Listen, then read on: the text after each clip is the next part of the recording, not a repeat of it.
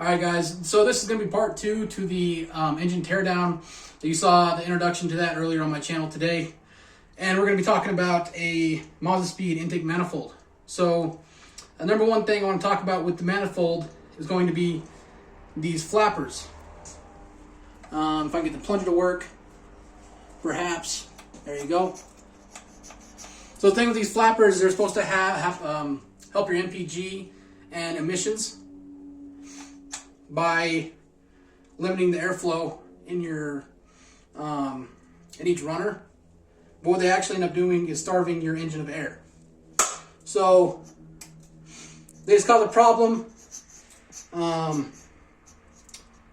Other than the emissions, there's not really a reason to have them on your car.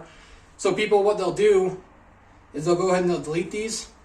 And the way they do that is they'll go in here, and as you can see, these little screws, they'll drill them out because they're really weak screws. So you actually have to drill them out or else they'll break off or shear, and then you just have to drill them anyways. So most of the time you just drill them out right away. And then you take those off, and then you would detach this little bolt right here. If you can see that. You take that bolt off, and that's holding the plunger in, and then it lets you take this bar out of the intake manifold. And then it makes it so your runners are open. And to start to delete these. But a problem you get when you do that is you now have 4 holes. So you have 2 holes right here. One of these goes through, right? Yep. I don't know what one. Pretty much all of them. Yeah. So I usually just plug these with a JB weld. And then you can't see it because the plate's there. But the one where the plunger is, or the bar, you'll need to plug that as well. Otherwise, you'll have a boost leak. So you plug those up. And then the other thing it does is it throws a code.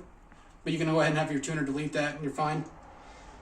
And then otherwise than that, you have the solenoid, which controls the vtcs up here, which makes the plunger open. But that's right here, as you can see. We took that off already.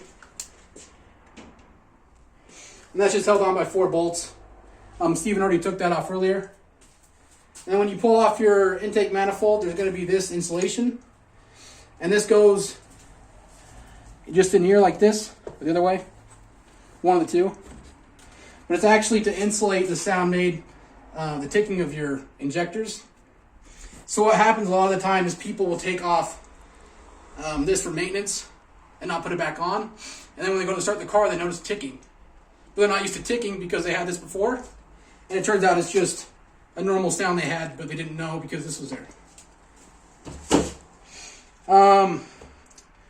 So let's talk about the flow on the manifold, okay?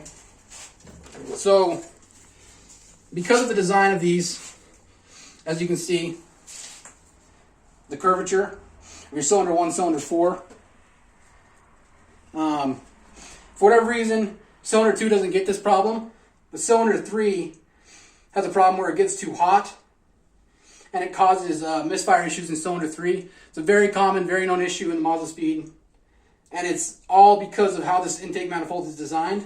So one way to avoid that is the next subject we can talk about.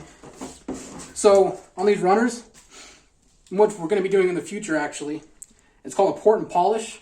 So you make these holes bigger. Yep. As you can see, the little gasket, maybe, can you see the outline? Right. Black.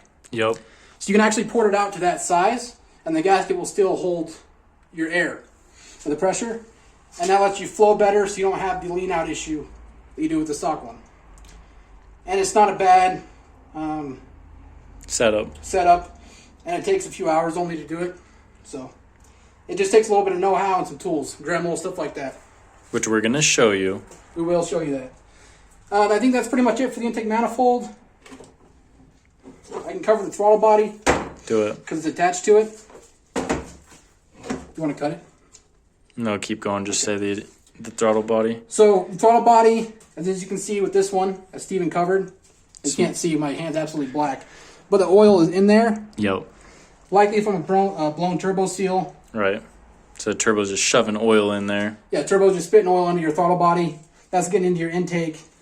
and it's getting into your fuel bed. You don't want any oil up here, especially in your cylinders. Not a good thing. It's not a two-stroke. Right. So, I think the throttle body, though, you can actually do yourself, is going to be a coolant bypass, and that will be these hoses here. So here's one, and there's another one. Which you just loop them and then you delete them from here. You just don't want them to keep running. Yeah, but so you delete these hoses off of these nipples. The ones that were connected to here. Right. And then what this does normally, it allows coolant to flow through your throttle body. Right. But because we don't live in a climate where our throttle body gets cold enough to freeze, it's unnecessary, and even worse, if your temps are high, it will make your throttle body hot. Which is bad for boost air temps. Right, so you're just making hot air going to your throttle or your intake temp, and then therefore your intake manifold. Right. You don't want that. So you just take these off. And just leave them off. Right. And then you have a Coolant hose here, and you want to circle that back. So you just loop them You together. want to make a closed loop with them. Yep. Because you no longer have this to circulate. And I think That's pretty much it. that's all there is here. We're going to port and polish it, though, in the next video, so Yeah. watch out for that video. Important polishing, and then we'll tell you a bit more about that. But that's all pretty you much know about an intake manifold Mazdaspeed. Thanks, guys.